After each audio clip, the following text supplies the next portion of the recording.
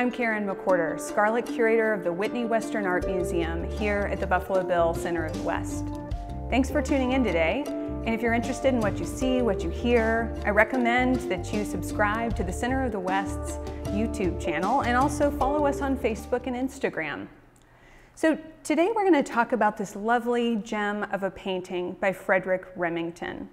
It's a small work. It measures about 12 by 16 inches. It's framed in a matte finish gold frame. It's quite simple.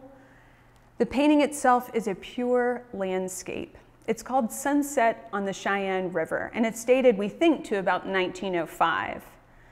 Remington was known to have been in southwest South Dakota at that time and likely painted this en plein air, or out of doors, on the Cheyenne River at sunset. Sunset would have been particularly interesting to him because at this point in his career, very late in his career, late in his life, he was interested in the effects of light and atmosphere, capturing the colors of the West. In this way, he was somewhat of an impressionist. Now, you might not think of Impressionism when you hear the name Frederic Remington.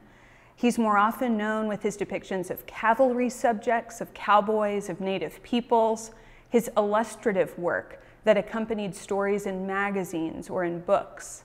But Remington, in the late years of his life, really wanted to be known as an artist and wanted to experiment a bit. So taking a cue from the Impressionist movement, he began to paint works like this for larger paintings. This is just a study, a sketch. And when I say that, sometimes that confuses people because it does appear to be a lovely finished work. But this was created very rapidly outside. And when we look at the painting, we see a lovely landscape. It's tranquil, it's beautiful. This is Western, it's of our region here in the Cody area, just one state over to our east. In the background, we have a blue sky, almost a robin's egg blue, and underneath that blue, you can see a red ochre underpainting. He created warmth by starting with an underpainting. So below this robin's egg blue sky, in the background, we have buttes, sandstone cliffs that are painted in putties and reds. There's some greens mixed in. Below, we have two stands flanking the river of olive-colored trees.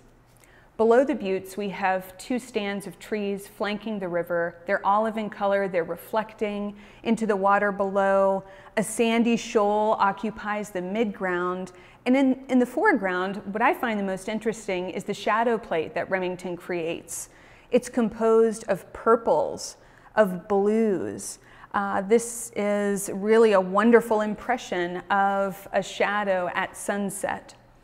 So like I said, this painting was created in about 1905. Remington would pass away in 1909. So this really was in the twilight years of his career. It was a very successful time for Remington. He had major shows in New York City galleries. He was enlisted to show at the Lewis and Clark exposition.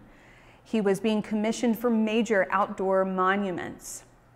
And he actually experienced the first acquisition by a museum this year. The Corcoran Gallery bought one of his sculptures. He was a sculptor and a painter, but turned increasingly toward painting in his late career. Now, I wanted to bring this to the attention of our viewers because this is just one of over 100 landscape studies and finished landscapes that we have among our Frederic Remington collection. We're the lucky stewards of the Remington Studio Collection, and that comprises artifacts and objects, works of art. We're able to recreate the artist's New York studio, and among the collection are over 100 of these, 110 in fact. So I invite you to come check out this particular painting and all of its sister paintings. We generally have about 25 or so on view. And what you see in looking at these is a different side of Remington's oeuvre.